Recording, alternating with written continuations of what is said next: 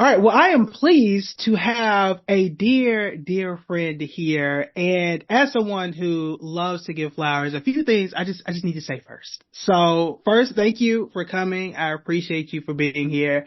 You are number one, the first person I've ever had as a guest on my YouTube channel ever.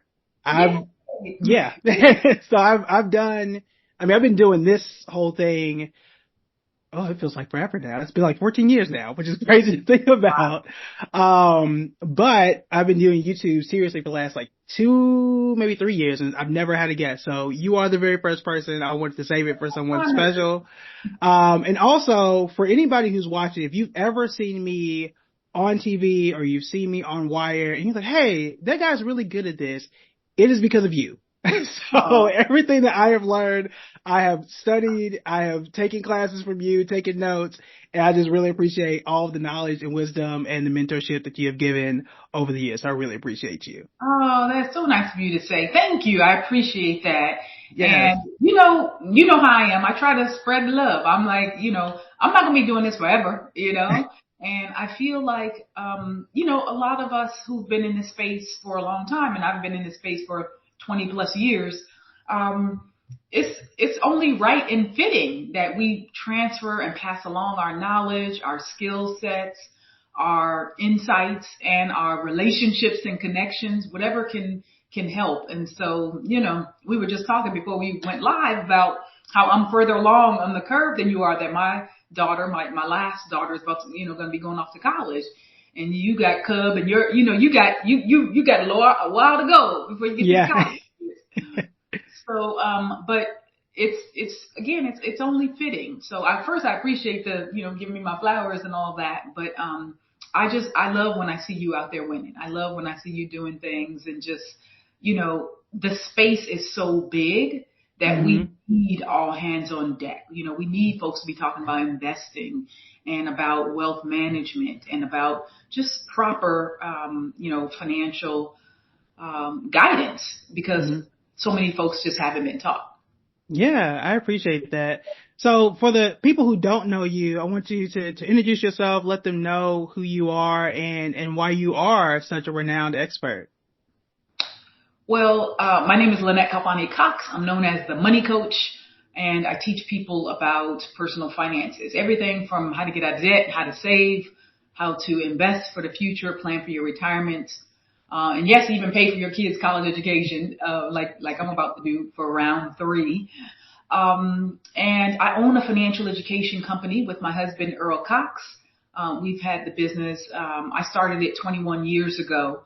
And we've been going strong ever since. My background was as a financial journalist. And so I really kind of leveraged a lot of my expertise in terms of writing a lot, interviewing folks, being on TV. I was on CNBC. I was a Wall Street Journal reporter for CNBC. I worked for Dow Jones. I worked for, multiple media companies, Associated Press, Philadelphia Inquirer, blah, blah, blah. But really what I did is I leveraged my financial journalism skill set and parlayed that into entrepreneurship after I got downsized. So, this was, again, 21 years ago. And I'm just going to be honest, I was fired. Me and not just me, me and 200 other people. But it was one of those waves of downsizing in the media. We're hearing right now, you hear so many people in the media getting laid off at Vice, at LA Times, at, NPR affiliates and on and on. And I just actually did a webinar with NABJ, National Association of Black Journalists, with their Philadelphia chapter. Because a lot of journalists are like, man, how do I pivot? How do I bounce back after I've been given a pink slip, And so I was in one of those early waves of media downsizing. And I kind of was like, you know what? One pink slip is all I need in my life. That's it. I don't want to be under anybody's thumb, under anybody's control, I kind of have that really fiercely independent streak now. Not only am I passionate about entrepreneurship and the benefits of that financially, et cetera, But just in terms of like control over my life, my time, the clients I choose to work with, the projects, what I want to pick and do, because I'm trying to like free up, my life so that it's holistic and balanced, and that I can give the proper amount of time to my family, to my husband, to my daughter, to both my daughters, as a matter of fact, and my son. The older two have graduated already from college. But, in a nutshell, I'm kind of like, I don't know if you heard this expression before, but it's called, they can't starve you if you don't let them feed, they can't starve you if you don't let them feed you, Right. Yeah. So it's kind of like, I like to, be in control of my own fate, and, having leveraged my background as a financial journalist into now, being the CEO and the co-founder of a financial education company, for the past 21 years, it has given me a degree of freedom and autonomy, and, let me write 16 books and, do a lot of TV and media that again leveraged my past. But I love it. Sometimes I hear people in personal finance and I'm like, okay, y'all, look, I'm a Gen Xer, okay? And I'm seeing some of the millennials who have been in the space and they're like, ooh, it's 2 years in. We tired. We ready to pivot. I'm like, y'all gotta have a little more staying power than this. Yeah. We need you. Like literally, there's so many people, in our communities and elsewhere, not just, obviously among African American folks, but definitely Black and brown people need, given, historical and present day, inequities. We really need a lot of good folks on the front lines talking to people about money matters, because again, the challenges, the problems we face are so vast, and, everybody's gonna have their niche or their area or that audience that really connects with them, right? And so, I'm just happy to do my little part, in the scheme of things. So you mentioned one thing that stood out to me in being fired, being let go. I don't feel like there's a playbook for how to really recover from that. So we always talk about having that emergency fund, right, and having that cushion. But when that happens, that's a financial shock. It's an emotional shock. Right. What are people supposed to do when that happens? And what's the playbook to really recover and get back to, the path to financial freedom and financial stability? Well, I'm glad you asked, because really this is all of what Bounce Back is about. My latest book, Bounce Back, The Ultimate Guide to Financial Resilience. I talk about overcoming financial setbacks, and downsizing is definitely one of the biggest setbacks that people face. Downsizing, divorce, death of a loved one. I talk about disease, disability, natural disasters, damaged credit, debt, dollar deficits. I don't have enough cash flow or savings. And then the last one, discrimination. So all of these 10, what I call dreaded Ds, because they all start with the letter D. All of these, of course, can, kind of give you that 1-2 punch financially and emotionally.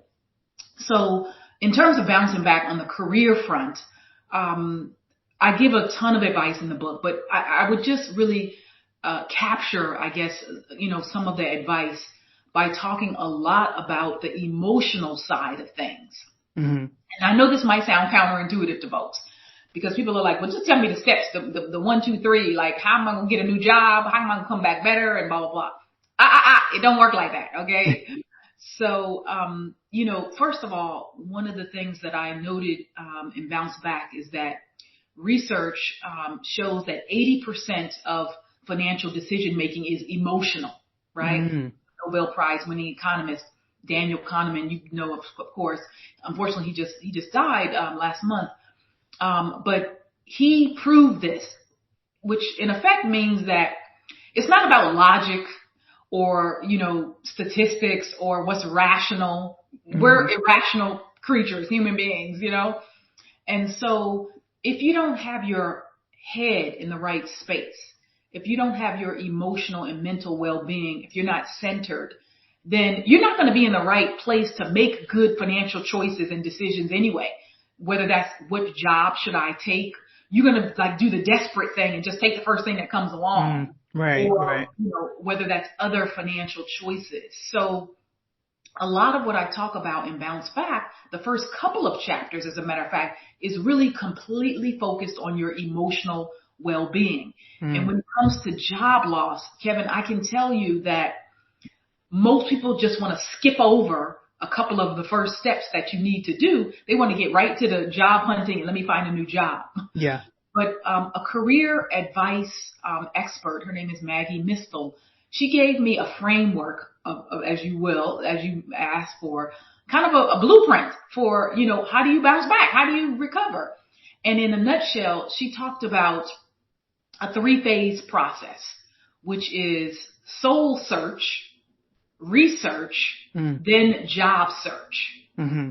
And the soul search is perhaps the most important part of the equation because it's where you take some time to lick your wounds a little bit. Mm-hmm. Because honestly, for a lot of us, when you get that, call or that email or that, in-person notification from HR Mm-hmm. or your boss that your position has been eliminated, it's a blow. It certainly was to me. I held it together there at the job, but later I ain't gonna even lie. I had a little pity party. I cried. I Mm-hmm. was like, it's not right. This is not fair. Why me? I've been good. I got awards. I was a top performer. So you need to assess. You need to do some soul searching to reflect, to analyze what was really great about your job and Mm. that you actually would like to replicate in the next position. What is it that actually was horrible about your job or what Mm. didn't you like about it? Mm-hmm. Because a lot of times we're like, oh my gosh, I lost this job. But then when you really are honest, you're like, you know what? My boss will be calling me all kind of crazy hours of the night, or I had to be on Slack, or I had to be 24 hours feeling like I was on, or I was doing assignments that really didn't fulfill me. Mm-hmm. I had to work with crazy coworkers, whatever it is, right? If we're really honest and assess it, a lot of times there's some things that it was like, I didn't really like that part about the job. Right, right. Some of us feel underpaid and overworked. So whatever it is that you liked or didn't like about the job, you need to kind of sit with that for a moment and process kind of like what you've lost because Mm-hmm. there is an emotional loss that people feel. And I talk about this concept called the psychological contract. Mm. So yeah, you might have had, like for me, I was like, wait, hey, I thought I had a deal. I thought I was, but there's one thing to have a written contract, even perhaps with an employer. And there's another thing to have something called a psychological contract. And what does this mean?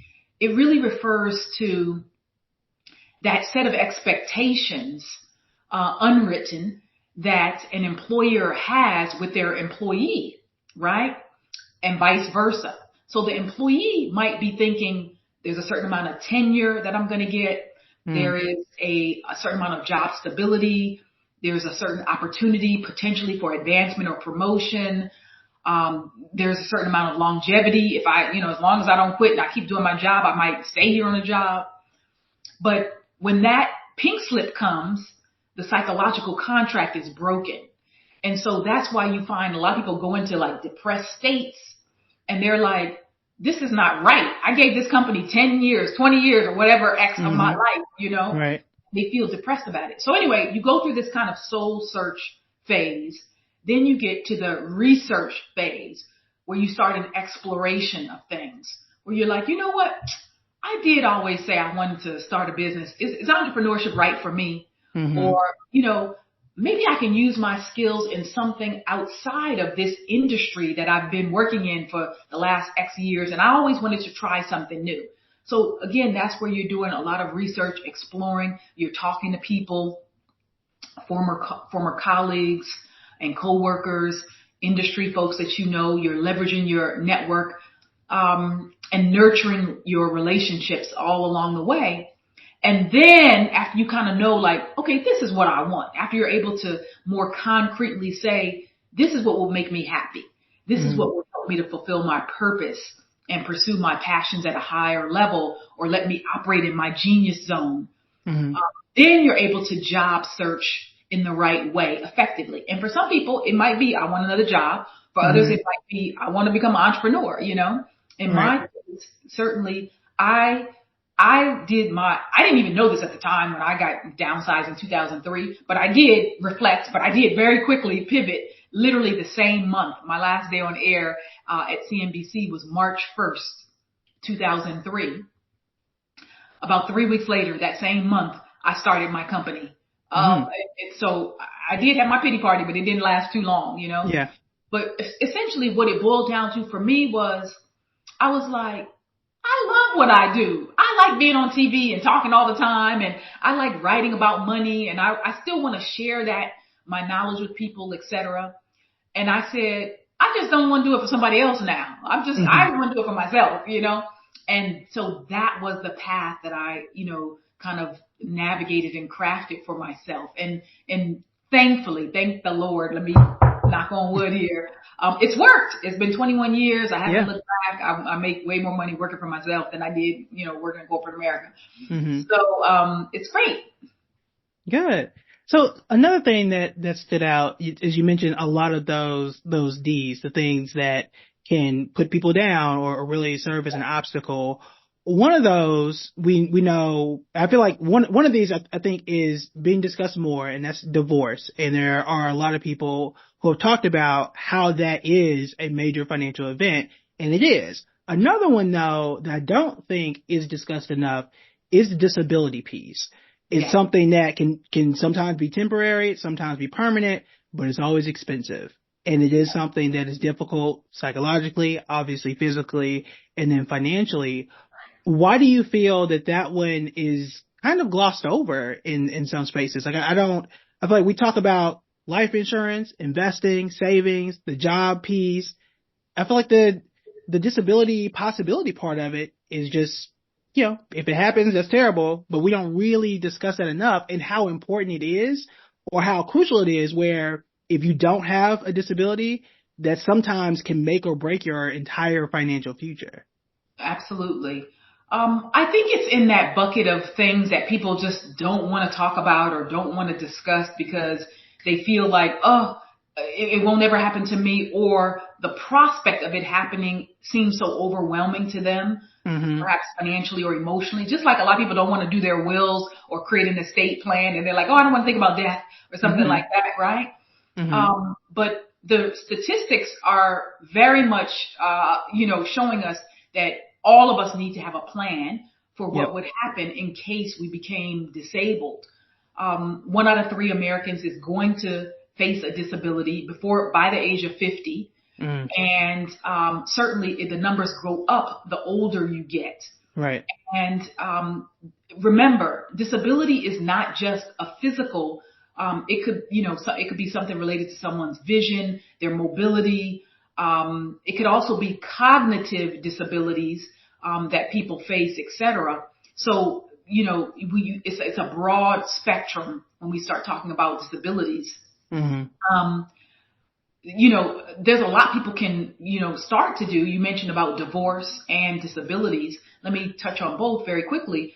Mm-hmm. First, let me say, when I wrote Bounce Back, I poured out my own personal stories. I was like, I'm going to keep it, 100 here. Mm-hmm. And I shared the fact that I've been through 9 of the 10 dreaded Ds. Mm. 9 of the 10 dreaded Ds. The only one that I haven't faced in a what I consider in a formal and a real sense is disability. Mm-hmm. But even then, according to other metrics and standards, I had 3 children, Mm-hmm. and I went out on maternity leave, which is when you're on disability leave. When you're on Mm. maternity leave, it's considered a temporary disability, but I don't Mm. consider that disability. But for Right. me, so that's why I didn't really count it as such. I interviewed people in each chapter of Bounce Back who had overcome, in addition to sharing my own story, I interviewed people who had overcome all of these circumstances as well. So Mm-hmm. I talk about my own divorce, which was financially very, very hefty in terms of what I had to shell out. I was the primary breadwinner. My ex had gotten his PhD from Penn, but he was a student the entire time of our marriage. His PhD program, joint MA PhD program was supposed to be 5 years, turned into 11 long years. Woo. And yes, I know. And believe me, I know. I lived it. So, at the end of the day, I was the sole breadwinner in our family. So when we divorced, I was the one paying. I was the one paying alimony. I was paying child support, and it was a hefty amount. I paid like $6,650 per month at the beginning, and it stepped down, each year for a 5-year period or so. The last year was around $1,200 a month. So you can do the math. It was a lot. Okay. Yeah. So divorce can absolutely affect you, not only emotionally, of course, but financially. And I tell women, especially, because the law associations and matrimonial associations say that there's an increased number of women who are the payers. So don't just think that, it's going to go one way, that because you're a mom or because you have a kid or you're the woman or whatever that is. No, not at all. So, there's no kind of insurance necessarily to prepare you for the prospect of a marriage going bust. But certainly there are things like disability protection that you can get in order to safeguard yourself financially against something like a disability that comes out of the blue if you have a car accident or, something to that effect. But I think that people just don't want to talk about it because they think it's not going to happen to them. But it's like there's a lot of people that it happens to. And, even just saving, having extra money, a cash cushion to be able to deal with the unexpected is, one of the very viable strategies that can help you financially on that front. Yeah. I think there's also a piece of not having control over the disability piece can make it something that you don't always want to think about, Right. When you can think about the job piece because at least you can apply, right? And there's like a process you can do. Another question that I had was the economy, the world has changed in the last 4 years. When it comes to bouncing back and figuring out, who I was from 2019, right? And kind of repairing myself and getting back to where I was or, whomever is out there. How do you do that in a space that's completely different than what it is now? Like, for example, remote work was not a big thing back then. Like, that's not something that existed in the way that it does now. There's so many different apps and tools and investments and things that we have in just a short 4-year span that did not exist. I mean, interest rates are a barrier now that was not the same thing or not the same thing just even 2 or 3 years ago. So how much of a barrier is all of this change? And like, how has that kind of shifted the way that people have to adjust that plan as they're trying to come back? Well, one of the main reasons that I wanted to put Bounce Back out in 2024 is that I recognize that post-pandemic, everything has changed. And financially, it's gotten a lot rougher. I mean, at the end of the day, you mentioned interest rates. The mortgage rates just topped 7%, and we had back in 2020, 2021, before the Fed started raising interest rates in 2022, you recall 11 times up through 2023, you had sub 4% interest rates, 3.5%, et cetera. Mine is under 3.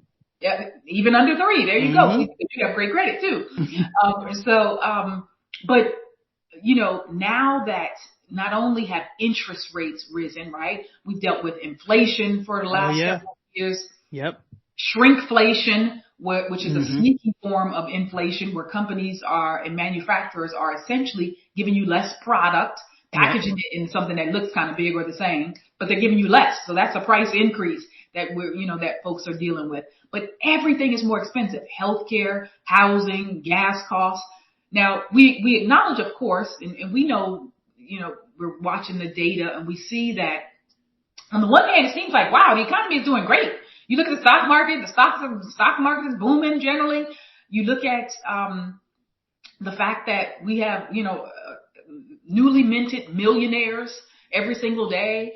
But really what we're in is kind of that hourglass economy where folks in the middle are getting squeezed. If you picture, oh wait, my husband Earl loves hourglasses. Here's one here. Wait, where we go. Here we go. Yeah. Earl is like a time, he's always watching his time, right? Mm-hmm. So, this little middle skinny part, this is like the middle class getting squeezed.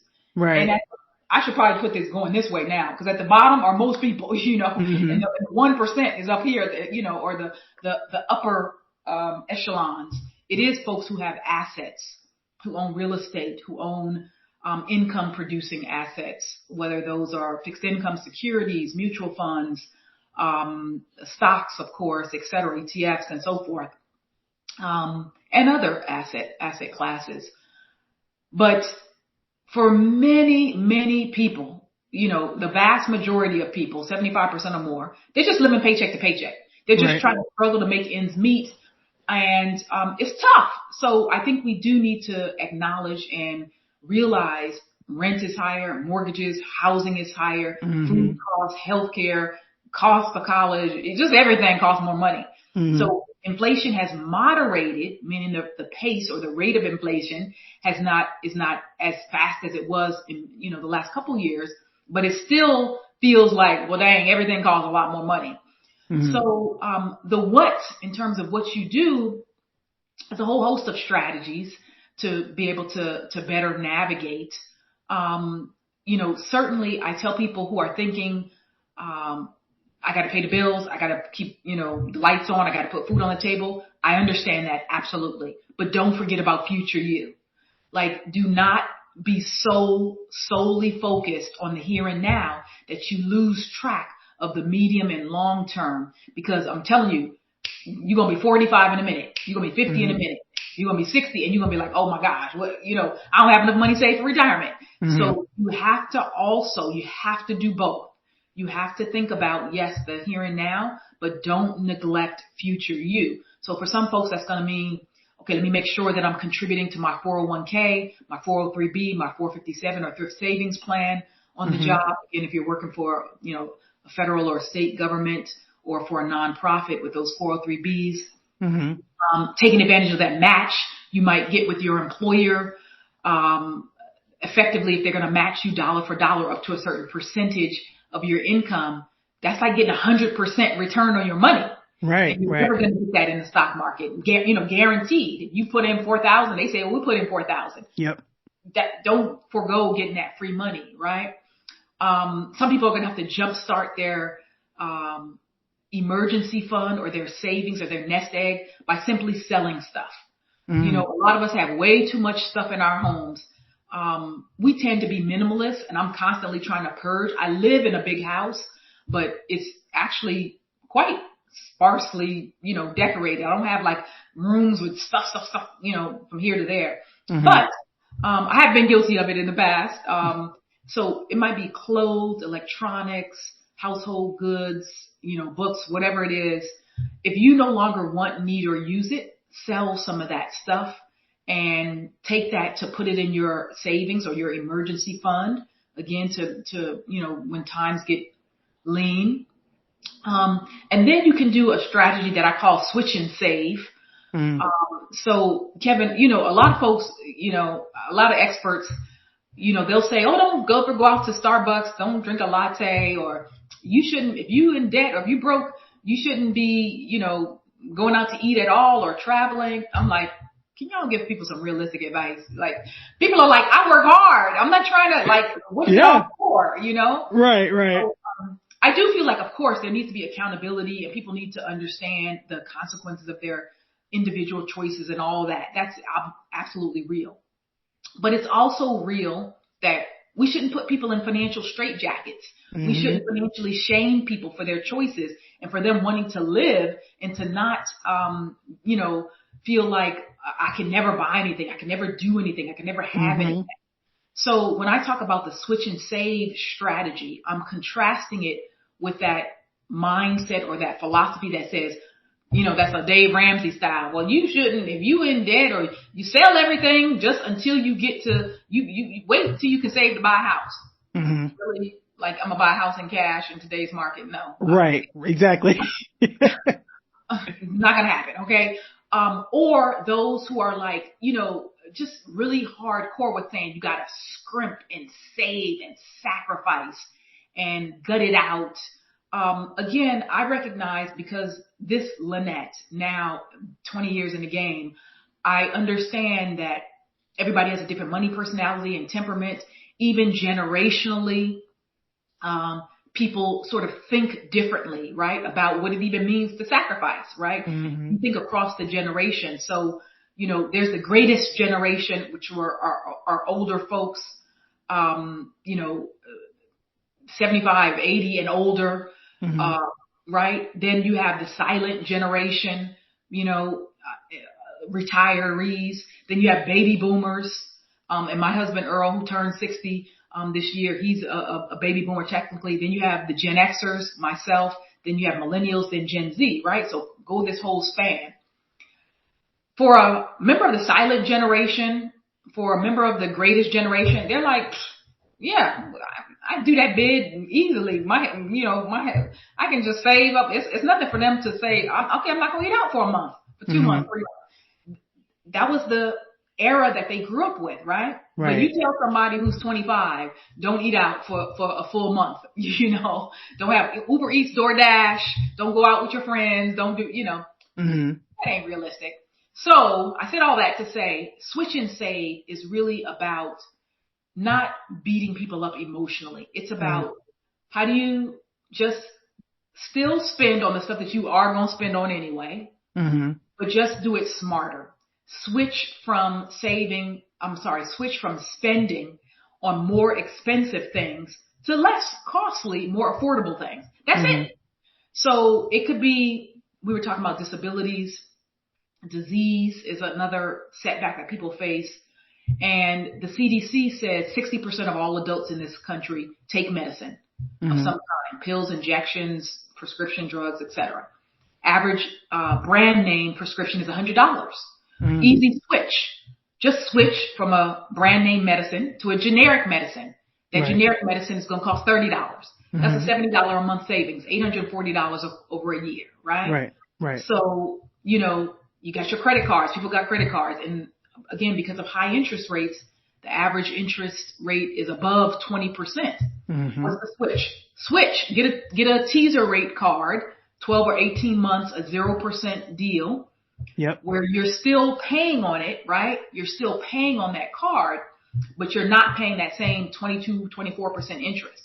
So if you have a $10,000 balance, you switch from one of those cards to a 0% offer, then you're going to save $2,000, $2,200 over the course of a year.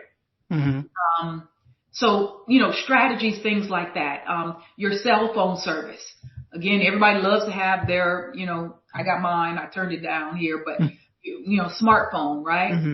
You have, folks spending $1,000 or so every two or 3 years, depending on the iPhone, the Android model, whatever it is that they're buying. Again, another switch. You're switching from a regular postpaid phone to a prepaid phone, right? You get an affordable plan. Companies like Straight Talk Wireless, they have theirs. Prepaid, a phone, a family plan. Again, you're going to save almost $1,000 over the course of a year. Yeah, even a company like Verizon has like their own discount, I guess, arm. They have like Visible, which same service, same network, but it's like $45 versus $200 a month. The exact same network. So that's a really good point. Yeah, very much so. And honestly, you think about some of the Gen Zers, they kind of they like to take it back old school. They're in that nostalgic category. They like vinyl. They like flip phones. My son is one of them. And so he's like, I don't want to have a social media addiction anymore, Ma. I want to just have, I don't want to be on, flipping through Instagram all the time and whatnot. So, some of those brands, whether it's Verizon, Straight Talk Wireless, others, you just, the idea is you're going to switch it up to save money, and you do it the smart smart way. You have young kids, Mm-hmm. and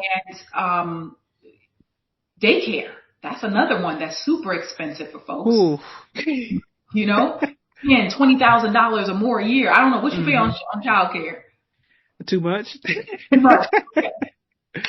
Thankfully, though, we're down from 2 to just 1 in daycare, so we're gonna be done here pretty soon. Yeah. So it's easy to drop 20 grand though, honestly. Yeah.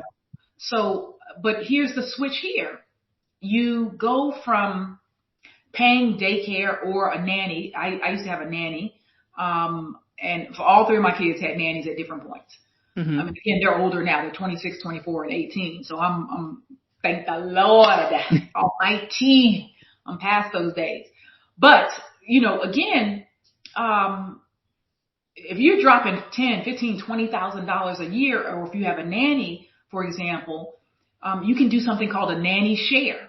Mm-hmm. And just get online, Facebook resource, or Nextdoor, these apps that will tell you, folks in your own community, or if you just happen to know your next door neighbor and you're like, oh, they have a kid too, about the same age as me, or same age as my kids. And then you essentially utilize the nanny at the exact same hour. Mm-hmm. If you get one other family with their kid, now you've cut your costs in half. If you get 2 other families, the kids are getting their socialization in there and whatnot too. If you get 2 other families, now you've cut your costs by 2/3. You're paying 1/3 of what you would have been paying. So again, I'm just giving those 4 examples as ways in which you can switch and save money, because it's stuff that you got to still buy. I didn't even talk about groceries. Everybody got to eat. Even that, just part of the switch there is, first of all, stick to what you said you wanted in the beginning of the year. Because a lot of people are like, oh, I want to eat healthier. I want to lose weight and blah, blah, blah. Okay, here's the switch. Start shopping the perimeter of your grocery store or your supermarket. Leave those inside aisles alone, where all the packaged, processed, sodium-laden, sugar, high fructose syrup stuff dripping wet. Leave all that alone and go to those fresh fruit, vegetable aisles. Get your whole grains. Again, it's less expensive. Average family is going to save about $1,500. Family of 4 is going to save about $1,500 a year just by making that switch. So those are just, again, some strategies that I would recommend to people who are saying like, oh my gosh, how am I going to make it even in this economy where things are tight? Yeah, I appreciate those realistic tips. And for those who may not have been sitting here with the calculator, I think y'all might have saved like $50,000 between daycare, groceries, cell phone, in the last 10 minutes alone. Y'all got some amazing savings there. So for those who want to know more about you and your book, where can they follow along and learn more about your story? Well, I'm on all social media platforms, and I'm so happy that you're putting me on this for your YouTube channel. I really need to revive my YouTube channel, which is the Money Coach 1.